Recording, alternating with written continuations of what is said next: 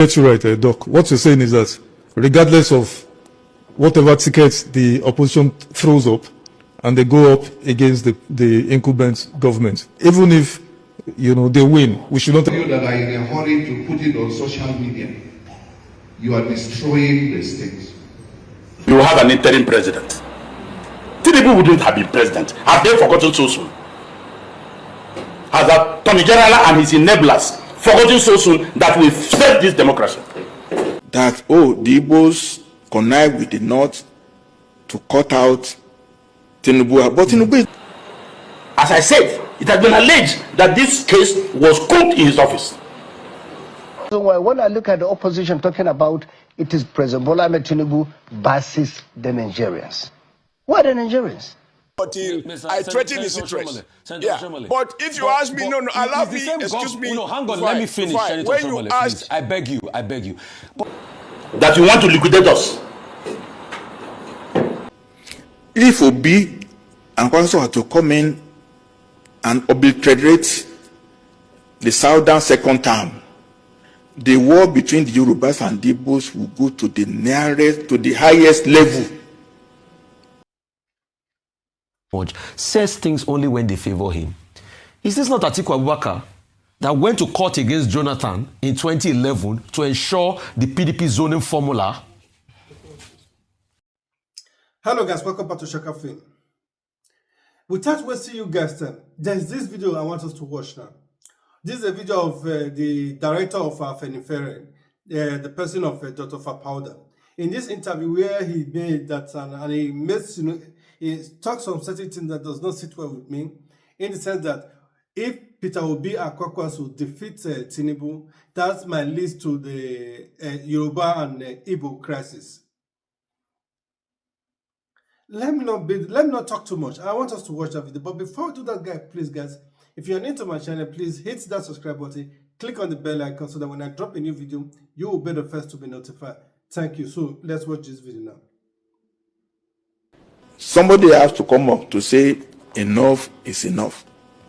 If I get you right, Doc, what you're saying is that regardless of whatever tickets the opposition throws up, and they go up against the incumbent government, even if they win, we should not expect any substantial or remarkable difference. Is that, in fact, it will cause the greatest damage to the polity, because it's on. I mean, let's do raw. I don't sugarcoat it. It's assumed what we have now is the turn of the South, turn of the South, turn of the Southwest. If Obi and Kwankwaso had to come in and obliterate the Southern second term, the war between the Yorubas and the Igbos will go to the highest level. That, the Igbos connive with the North to cut out Tinubu. But Tinubu is not performing. No saying Yoruba person will defend Tinubu. But this time next year, if it happens, we will be playing with Rwanda, between the Igbos and the Yorubas. That the Igbos will machinate, will make effort to uproot what is so-called Yoruba price. It's not deserving, it's not worthy, but in the streets, people should think about the implications of it. And I'm worried about what will happen if an Obi gets northern support and cuts out Tinubu for a second term, which Yorubas wrongly, not meritorily believe is their turn. Something will have to happen next year. I don't want to think about it, but then whatever you sow, you reap. So let's interrogate this, because it's a very... What Dr. Fapauda is saying is that even though Peter Obi has, even though Tinubu has failed woefully, his policy has brought calamity to Nigeria, but because he's from he's a Yoruba man, if Peter Obi and Kwankwaso defeat him, that will lead to a crisis between Yoruba and Igbo. I myself, does not, I don't even agree with that assumption, that reasoning, that thought of reasoning that Peter Obi must wait for Tinubu to finish his tenure. That means all Nigerians must wait to suffer for another 4 years of Tinubu regime. That is what he's trying to say there. Even though that Tinubu does not deserve it, but this will lead to a crisis. The worst part of it is that there's this saying that the moment you enter APC, the small reason you get for your head, the APC members, they will use sponge and soda to scrub that sense away from you. And that is the reason I will be making this video of Governor Sani. In this interview he made, and he claimed that Tinubu has fought insecurity, that there is no longer insecurity in Nigeria. I'm not kidding you guys. Please, I want you guys to watch this video. I know you will be annoyed even more than I. So let's watch this video, then we'll come back to continue with our story. So when I look at the opposition talking about it is President Bola Ahmed Tinubu versus the Nigerians. What are the Nigerians? Talking about Kaduna and many states in northern Nigeria, I can tell you they are going to vote for Aswaji Bola Ahmed Tinubu. And I can tell you that with type a contradiction. Well, you're a member of the ADC and you're the governor, so I can understand. But what we are saying, so there are two things. Governor, if you allow me for a moment. Schools that were closed now have been open. Yeah, what are you talking about? Governor, if you can hear me, you know, I understand macroeconomics pretty well, fairly well. So I understand the numbers.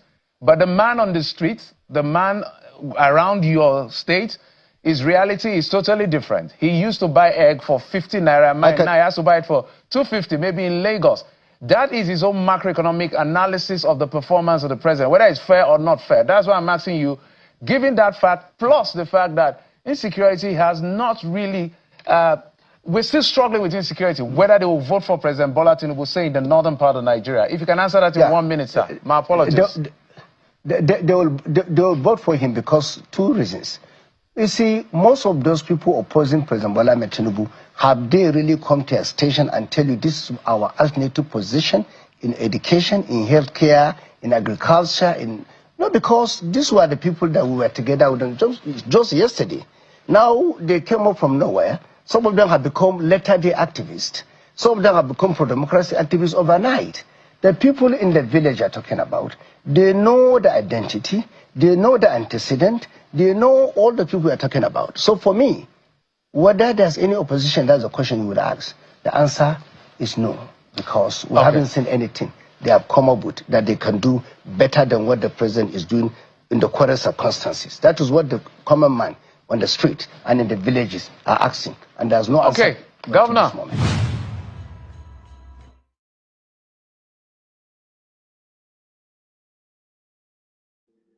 What Governor Sani is saying is that Tinubu's policy will make those people in the village to vote for him, because the policy Tinubu have implemented have brought out people from poverty. I don't know this how they see Nigeria. They have already concluded within them that Nigerians are the most stupid people on earth. Because you can't tell me, I will see red in front of me. Because you tell me it is white, I will have to believe you. Tinubu regime or Tinubu policy and government has been the government that have been most calamitous regime in Nigeria, even worse than the military regime. And they are telling us he has done perfect. Because of this, what he has done, no opposition can defeat Tinubu because of his policy. Not because of the might, or the federal might and the INEC in the pocket of Tinubu. Because of his policy, people will vote for them. But I believe, let me not talk. We're still going on these governors because the way they are going on, it seems that they have no boundaries anymore. And that is the reason I want us to also listen to the governor of Plateau State. In this press conference or town hall meeting he did, where he is blaming those people who report the unaliving of Nigerians in Plateau State.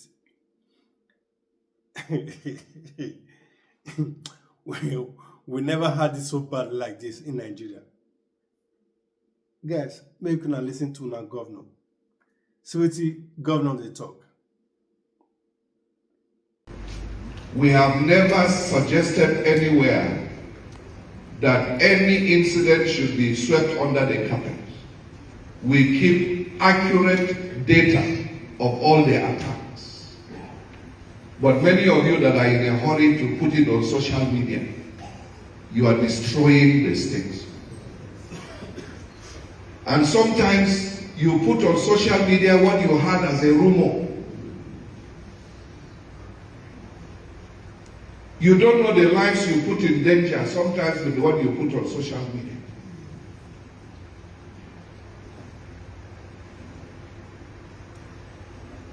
We need to be careful. We need to be careful. I appeal to our media people. We have nothing to hide. But all our media people, you need to be more responsible. There is a deliberate plan to demarcate Plateau State and to tell the world that Plateau State is not anywhere that anybody should visit. But let me reassure Nigerians and the world that Plateau still remains the home of peace and tourism. Nobody will take that away from us. You know, the worst part of this thing is that if you cannot admit your mistake and work on it, you can never profile a solution to any problem. That is where we are in this current dispensation of Nigeria politicians. They don't accept defeat. They don't accept a mistake. Everything they do, they just want you to say, yes, sir, yes, man. What you've said is the right thing. And because they have not accepted their mistake, they cannot develop a solution. They cannot solve any problem that is facing them, because they will blame their opposition. They will blame other people. The imaginary boogeyman is the reason why everything is happening. Just like the other day, the president of Nigeria, the Tinubu, is saying that his enemy is using the insecurity to destabilize his government.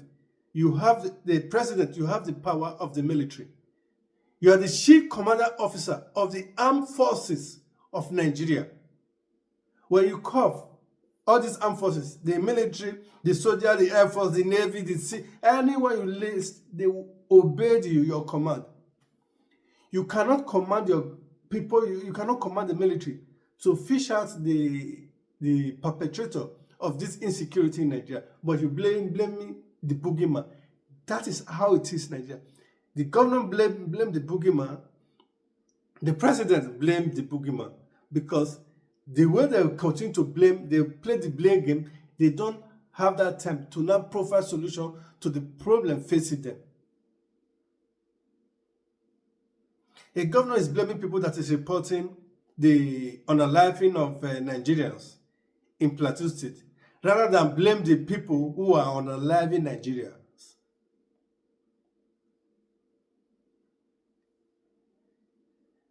I want you guys to just think that. Just hold on, come on, just listen.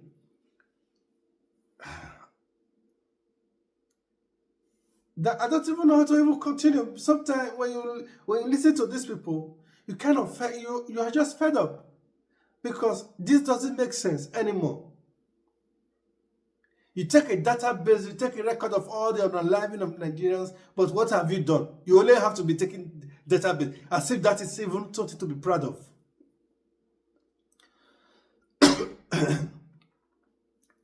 It is ADC. Because of ADC, we are here we are today. And that leads me to this other video that The chicken has come home to be roasted. And that is the video of this man. I don't want to mention his name to give him any kind of relevance. Now, you know, there's this adage that as you are judging your enemy, you are also indirectly judging yourself. The way you plan against your enemy, you are also at the same time planning against yourself, because you are planning with somebody. These people already know how, okay, if they want to plan against you, they also already have an idea. That's the reason I want us to watch this video. This man you see here now, they were in charge in destabilizing to make sure Peter Obi did not win in this past general election of 2023. They fought for Tinubu to bring Tinubu to government, but now they are now at the receiving end of the monster they have created. I want us to listen to him.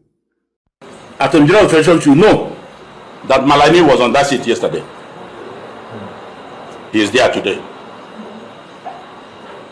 He should warn himself.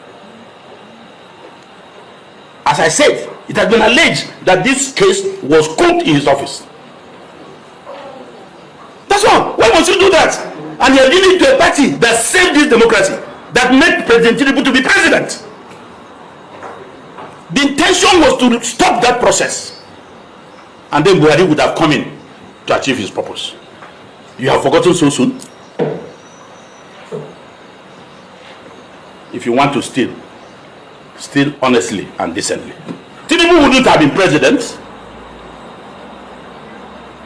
Muhammad Buhari would have dissolved INEC. I have said this several times, nobody has challenged me. That was what was in the chart. Because he didn't want President Tinubu to be president. He would have dissolved the INEC, put somebody else. The person will address you after a week or two that he needs more than 6 months to clean the audience table. By that time, Buhari's tenure will be running.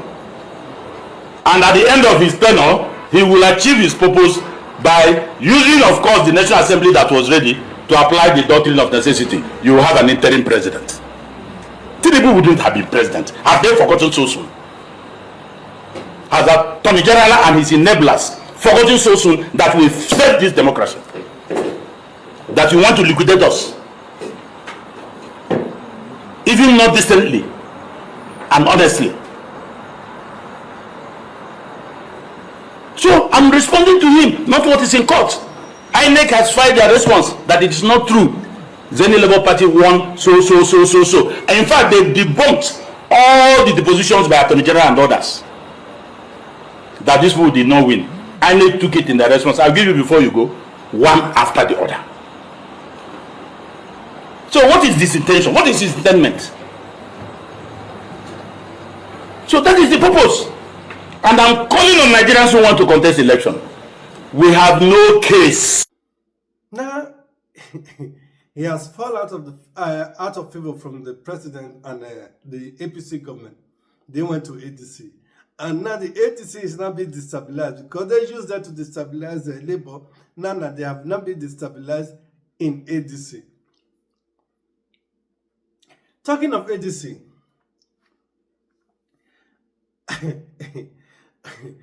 I want us to listen to this speech from Sani of Arise TV, where he fired the article talking about article saying that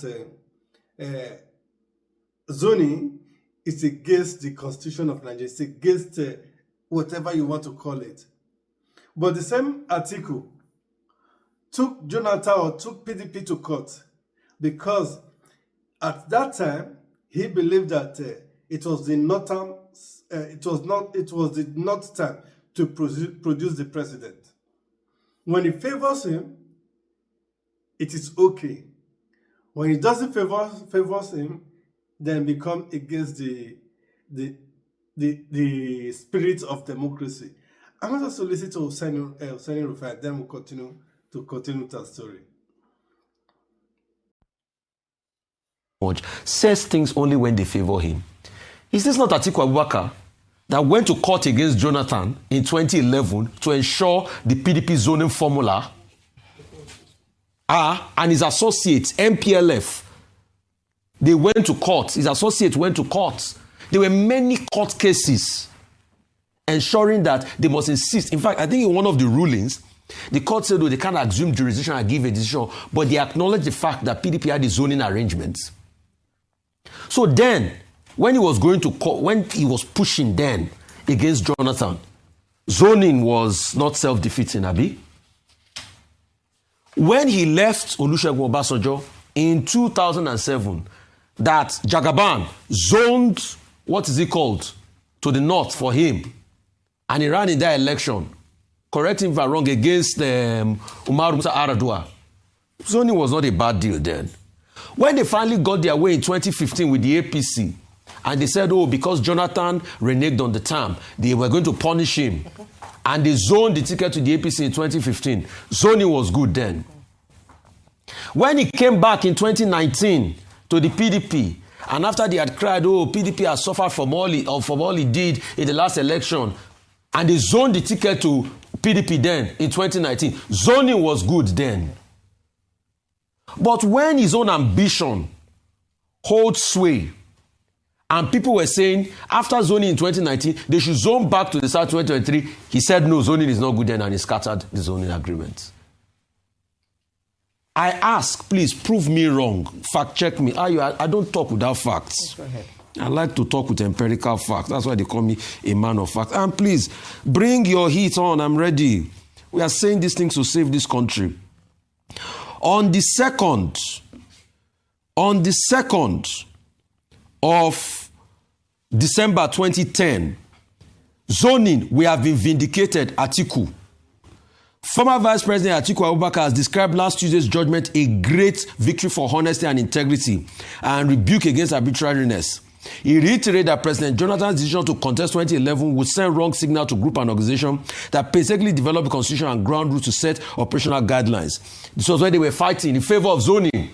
A power should have come to the north for them to finish the term. So, in other instances, when President Tinubu now gave him the right to run his own part at that time, there was no big deal about it then, right? No, why are we talking like this? Why are we always talking like this? You know, despite fighting Jonathan, he still went ahead and vied in the primaries against Jonathan before he was beaten and Jonathan emerged in 2011.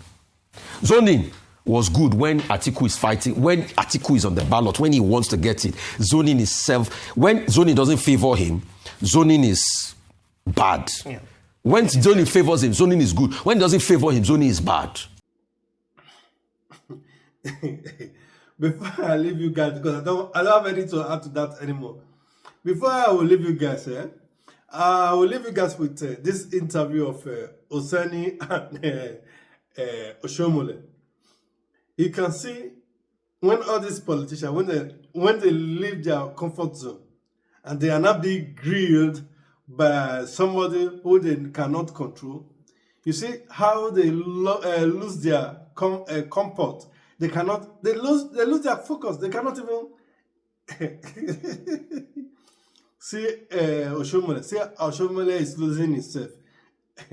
Sani, please take these people, pity them sometime, because see, as grown up man, they get I don't know how to even describe it. But anyway, thank you guys for watching. I will leave you guys with that video. But before I go, please, if you are new to my channel, hit that subscribe button, click on the bell icon so that when I drop a new video, you will be the first to be notified.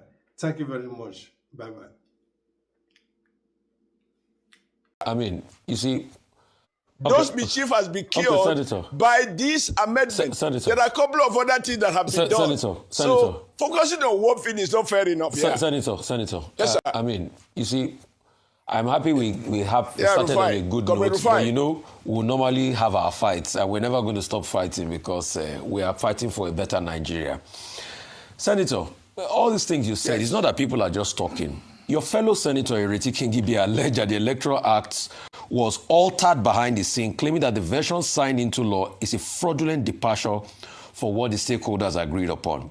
And I can go through a litany of many other issues, because there's no time, time will not permit us. Is it the issue of removing certificate forgery as a ground for election? Is it restricted judicial review, section 88? You know, is it elite capture in primaries that people are talking about?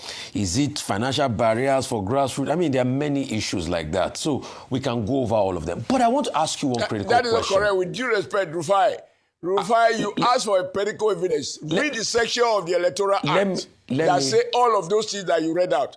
Those are speculations. They are untruth. And the Tikingbe can't proceed with that. No, but what happened? If you wanted to do that, what happened to? Just like I did on this issue, you should have rise up and speak to the. Hang on a minute. So-called doctor. How can anybody talk to Electoral Act? Wait. How? Wait. What happened to Section 138? That removed presentation of forged certificate as a valid ground to challenge an election in the tribunal. What happened to that? What happened to Section 138? No, let me hear you again. Section 138 that removed that says presentation of forged certificate as a valid ground to challenge election results at the tribunal. What happened to that? What happened to that? Okay. Yeah. Okay. I still have another question. Let me add another question. No, you can add. Let's take them one by one. Let me add the second question because of time. Igbo man say, hurry the tear trouser. So no, it's not the tear trouser. Make I ask my question. But if you insist, you can proceed. Good. The second question I want to ask you is, in reacting to the issue in South Africa, you said they should nationalize MTN and DSTV. Is it that you forgot that they are Nigerian shareholders? In fact, I remember there are even more that should be done. Wait, is it that you forget that they are Nigerian shareholders in DSTV and MTN? Yes. So they should nationalize the shares owned by Nigerians there too, right? Is that what you are saying? Can I answer? Go ahead. I answer you? Yeah, go ahead. Now, what I said is, I am aware that MTN is quoted. And therefore, Nigerian shareholders can hold on, but we take away the South African rights. And because of the issue, I'm not sure of the legal status, that's why I say you nationalize and then you reprivatize it so that Nigerians can take it over, and the profit they are taking out of Nigeria will be retained here. There will be no South African share in it. The same goes for the other bank, ABCTH. There are quite a number of them like that. And Rufai, I am happy that after I made the point that the president of South Africa is a major shareholder in MTN, and as of the time I spoke, he has found it very convenient to keep quiet. I am also aware that during the campaign of President Ramaphosa for election to the office of president in South Africa, he made the issue that foreigners were doing the jobs of South Africans. Now the South Africans are hungry, there is no employment and so on, and they have transferred aggression against black people. So I said, when you hit Ramaphosa as president, you touch his economic interests in Nigeria, he will speak out. And call your colleagues in South Africa. Okay. They will tell you after they watch what I said on the floor of the Nigerian Senate. Thereafter, President Ramaphosa came out clearly to condemn the attack on black people. He didn't do so until I threatened his interest. But if you ask me, allow me, excuse me. Hang on, let me finish. When you asked, I beg you. But it's the same government that is saying they want investors. So how does that sound like when you can arbitrarily nationalize people's shares when they come to invest in your country and you want foreign direct investments? So if Nigerians have chaos with any citizen of any country, they nationalize their shares. That's how Adams Oshiomhole sees things, right? We just nationalize people's shares like that. No. Now, what I want... That's what you're saying. Rufai. Go ahead. You place more weight on wealth than the life of human beings.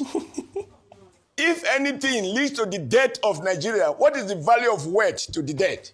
If it is your own value system, that investment is more important than the life of Nigerians that have been wasted and killed in South Africa, and the government is not on record as having convicted anybody to prison. And I know that those in government in South Africa are making money from Nigerian economy and cutting away that money to South Africa. Now, in my judgment, and this is a matter of value judgment, in my judgment, life is more important. We don't want investors who invest at the expense of human blood.